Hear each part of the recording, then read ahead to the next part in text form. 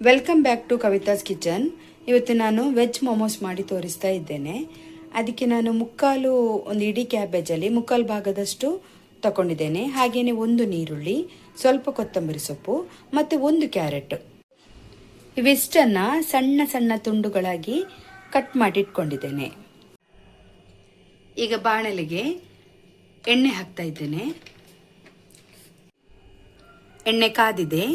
ಇದಕ್ಕೀಗ cut ಮಾಡಿ ಇಟ್ಕೊಂಡಂತಹ ಎಲ್ಲ ವೆಜಿಟೇಬಲನ್ನು ಹಾಕಿ fry ಮಾಡಬೇಕು.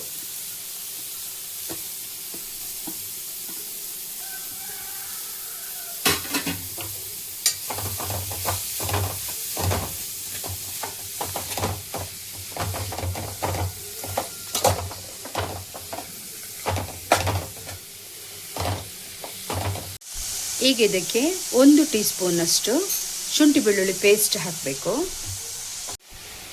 ಹಾಗೆಯೇ ರುಚಿಗೆ ತಕ್ಕಷ್ಟು ಉಪ್ಪು ಹಾಕಿ ಇದನ್ನು ಚೆನ್ನಾಗಿ ಮಿಕ್ಸ್ ಮಾಡಬೇಕು. ಇದೀಗ ಇದರ ನೀರು ಎಲ್ಲ ಆರುವವರೆಗೆ ನಾವು ಚೆನ್ನಾಗಿ ಫ್ರೈ ಮಾಡಬೇಕು.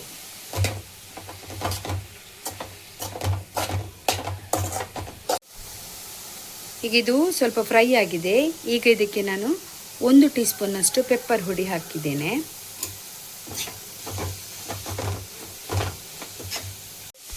ನೋಡಿದ್ರೆ ನೀರೆಲ್ಲ ಆರಿ ಈಗ ಸ್ಟಫಿಂಗ್ ರೆಡಿಯಾಗಿದೆ. ನೋಡಿ, ಈಗ ಮೈದಾ ನಾವು ಒಂದು ಬಾಣಲೆಗೆ 3 ಕಪ್ಪಿನಷ್ಟು ಹಾಕಬೇಕು.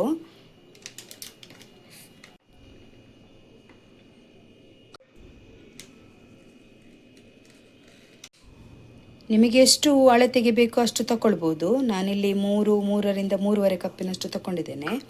ಹಾಗೆಯೇ ಈಗ ರುಚಿಗೆ ತಕ್ಕಷ್ಟು ಉಪ್ಪು, ಇದು ಕಲಿಸಲಿಕ್ಕೆ ಸ್ವಲ್ಪ ಎಣ್ಣೆ, ಹಾಗೆ ನೀರು ಹಾಕಿದ್ದನ್ನು ಚೆನ್ನಾಗಿ ನಾದಿ ಇಡಬೇಕು. ಹಿಟ್ಟು ಕಲಿಸಿ ರೆಡಿಯಾಗಿದೆ. ಇದನ್ನೊಂದು ಅರ್ಧ ಗಂಟೆ ನಾವು ಅದನ್ನು ಹಾಗೆ ಇಡಬೇಕು. ಮೈದಾ ಹಿಟ್ಟು ಆಗ ಕಲಸಿಟ್ಟಿದ್ದಲ್ಲ, ಅದನ್ನೆಲ್ಲ ಸಣ್ಣ ಸಣ್ಣ ಉಂಡೆಗಳಾಗಿ ಮಾಡಿ ಇಟ್ಟಿದ್ದೇನೆ. ಈಗ ನಾವು ಇದಕ್ಕೆ ಸ್ಟಫಿಂಗ್ ಮಾಡಲಿಕ್ಕಿದೆ.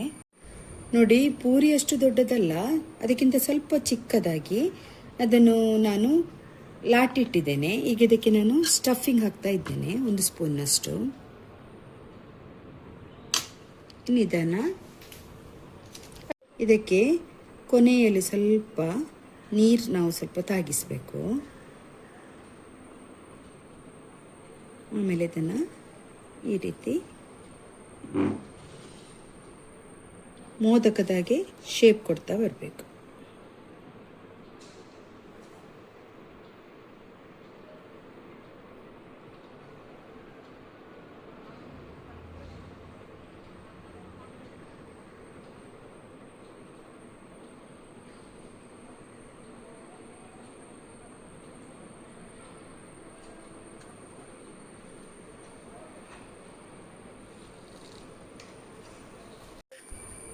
ಈಗ ನಾನು ಇದಕ್ಕೆ 1 ಸ್ಪೂನ್ನಷ್ಟು ಸ್ಟಫಿಂಗ್ ಹಾಕ್ತಾ ಇದ್ದೇನೆ.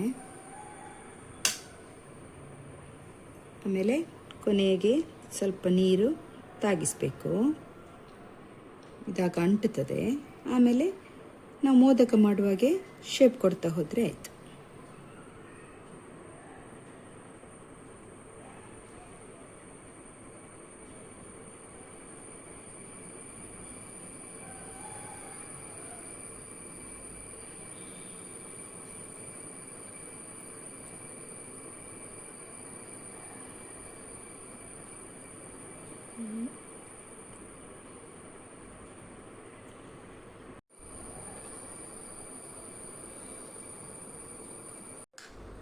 ನೋಡಿ, ಇದೇ ರೀತಿ ಎಲ್ಲದಕ್ಕೆ ಸಹ ಹಾಕ್ತಾ ಸ್ಟಫಿಂಗ್ ಮಾಡ್ತಾ ಹೋಗಬೇಕು.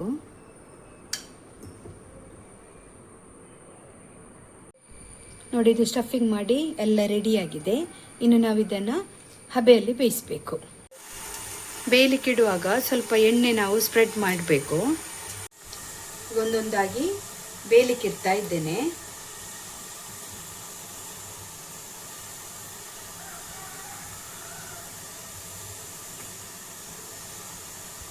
ನೋಡಿ, ಎಲ್ಲ ಬೇಯಲಿಕ್ಕಿಟ್ಟಾಯಿತು.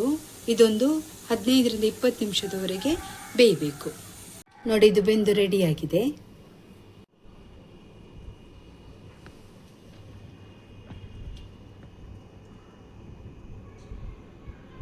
ನಮ್ಮ veg steam momos ready.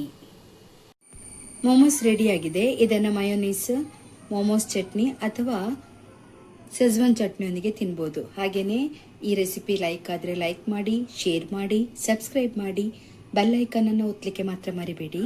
Thank you.